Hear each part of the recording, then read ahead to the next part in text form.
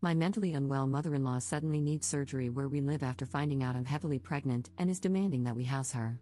Posted by you/Althea names together. First time posting, so bear with me, it's a long one.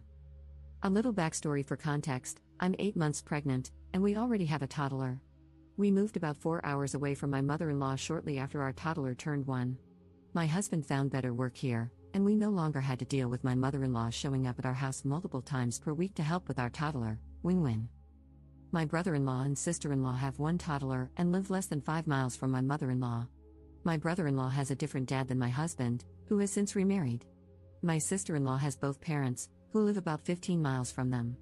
My husband's dad passed away when he was 12, and both of my parents have also passed.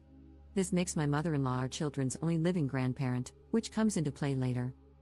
Around 4 months pregnant, before we had told anyone we were expecting, my mother-in-law started acting more erratic. She somehow wrecked her car's tire, completely splitting the rim in half.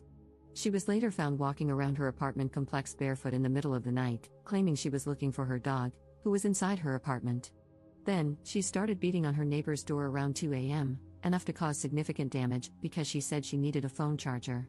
We assumed mental health issues or that she had started drinking again and deemed her unsafe to drive. My brother-in-law and sister-in-law begged us to drive down to fix her car and take it back with us until they figured out what to do. They worried that if the car were at their house, she would just take it back.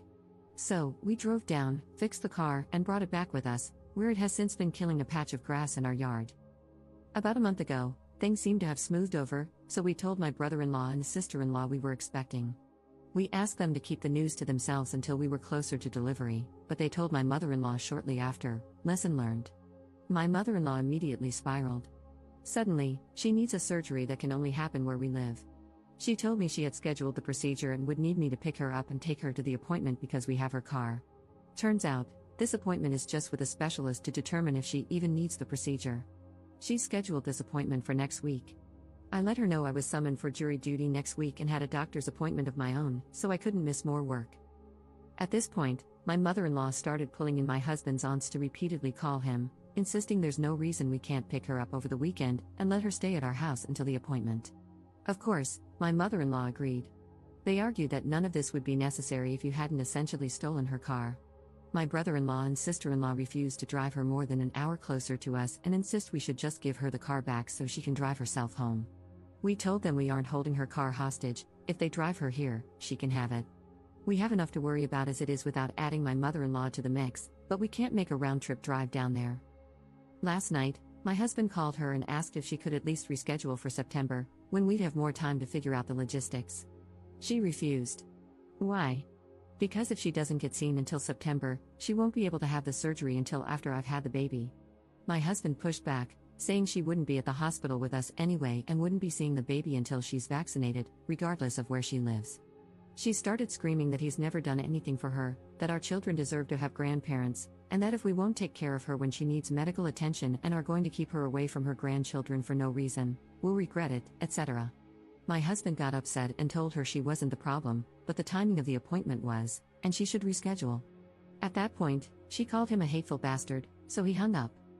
We haven't heard from her since, but we have heard from the aunts again.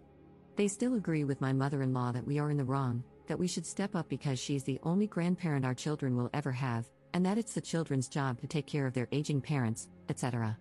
Ironically, they aren't giving the step up and take care of her speech to my brother-in-law or sister-in-law. Are we wrong here? I feel like once we agree to let her stay even a day or two, she'll come up with more reasons why she can't leave. Then what? Relevant comments. Commenter. She's nuts, and you're pregnant. There's no way she should spend even an hour in your home. The rest of dear husband's family just doesn't want to get stuck with her craziness.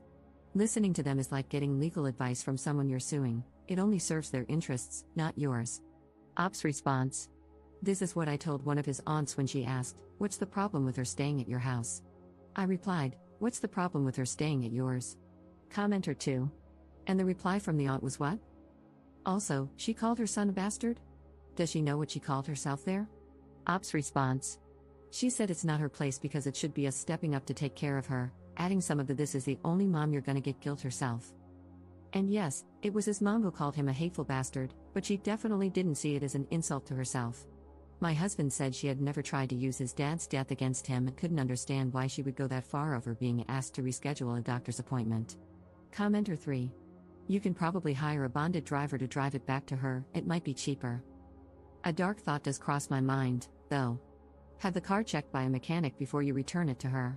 Heaven forbid she gets into an accident and then blames you for sabotaging her car while it was in your possession. Personally, I would have a relative drive it over and drop it off with a brother-in-law and sister-in-law since it was their idea to have you take it in the first place. Give it back to them and let them deal with it, you have enough to do. Ops response. Oh, that's a very good point and something I could definitely see her doing. We will definitely have a mechanic look it over and provide us with something on paper stating the car's condition. If we don't take it to the aunt's house, we'll definitely be dumping it at my brother-in-law's house. Update 3 weeks later. So, my mother-in-law's appointment was 2 weeks ago. She stayed with Flying Monkey Aunt, and my husband and I took her car to the aunt's house. I stayed in the car with our toddler while my husband walked right past his mom, who was waiting for him in the driveway, and went straight to his aunt on the porch. He handed her my mother-in-law's keys and said, "We still don't feel that she is safe to drive, but if you do, you can be the one to give her the keys back." We had taken the car to a mechanic, who performed a multi-point inspection and provided us with a report stating that the car was in excellent condition. The only thing it would need was an oil change in 1,500 miles. Her appointment was the day after we returned the car, and it was with a stomach doctor to have a feeding tube placed. Head Flying Monkey Aunt called my husband after the appointment to inform him that the doctor wouldn't proceed with the procedure but said he would reevaluate in 2 months if her symptoms changed. I doubt that's what he actually said, he likely just told her no, but okay. My husband sent my brother-in-law a picture of the mechanic's report, told him we were done providing any future assistance, and wiped our hands of the whole situation.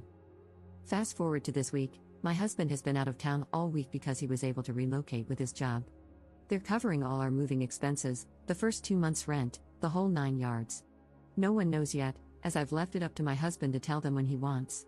He says he doesn't want to tell them until we're already moved and settled and that he doesn't want them to know our exact location, just tell them the state we're in. We're beyond excited. A moving company will be coming 6 weeks after the new baby is born. We just have to make it until then, but we'll be gone by Christmas. This past Monday, the first day my husband was gone, he got a call from my brother-in-law saying that my mother-in-law is claiming she needs 4 new tires and new brakes. My husband called me after and said he laughed at him, asked if he wanted another copy of the mechanic's report, and when my brother-in-law said no, told him it was his problem to worry about now. Everything was peachy until last night, when my mother-in-law sent me a text that read, "Hey, how are you doing? I have missed you so much and would have come to the car and talked to you and toddler if Aunt was not so afraid of her children getting COVID. Love and miss you so much. Please call me when you can, love. I have called you a few times and just got voicemail. I know this part of pregnancy is difficult, but I am so excited. I'm staying with Aunt a week before your due date and until I can see baby." I could have screamed if it wouldn't have woken my toddler up. I haven't responded to her, but I sent a screenshot to my husband and told him to handle it. He told me not to respond at all and that he doesn't want to reach out to anyone until he's back in town tomorrow. He says responding now is exactly what she wants, and we're not going to give her a chance to twist our response into us agreeing that she can see the baby. I see his point. It's not like she knows where our house is, but she does know which city we live in. I guess she could just drive around aimlessly looking for our car? What I'm really looking for is advice on how to phrase our response to make it perfectly clear that she is not welcome at our house, both for her and for his family, because they'll inevitably get pulled into this next. Relevant comments. Commenter. Is it just me, or is the mother-in-law's appointment in 2 months close to your due date? That seems convenient, doesn't it? Ops response. It's also convenient. Everything is on her timeline, exactly what/how she wants it to be. Most of what she says is so contradictory that it drives me mad. When I finally heard that this appointment was for a feeding tube, I couldn't believe it. Who wants to sign up to have a feeding tube placed when they can eat normally? Second update 3 months later. We've done it. The baby was born at the end of October. My mother-in-law found out in early November and called my husband, saying how sorry she was that she missed it because she was in church. He literally laughed at her, told her he had to go, and hung up. My dear husband was planning to just ignore texts and calls from his family so that he could still be contacted in the event of a true emergency, but that plan was short-lived. The head flying monkey called to say that my mother-in-law would be coming to our house to see the baby for a few days the following week and would leave after her doctor's appointment. She had made another appointment for a feeding tube after the first doctor refused to do it. My husband remained so calm.